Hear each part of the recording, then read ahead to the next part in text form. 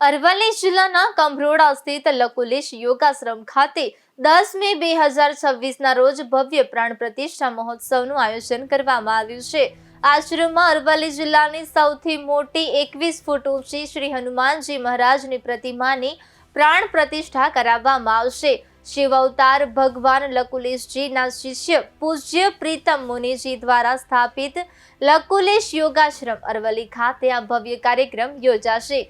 વૈશાખ વદ 9 સંવત 2082ના શુભ દિવસે હનુમાનજીની પ્રતિમાની વિધિવત પ્રાણ પ્રતિષ્ઠા કરાશે। સવારે 8 વાગ્યાથી 12 વાગ્યા સુધી 5 કુંડી યજ્ઞનું આયોજન કરાયું છે। બપોરે 12:30 કલાકે યજ્ઞ પૂર્ણાહુતિ અને મહાઆરતીનું આયોજન કરાયું છે।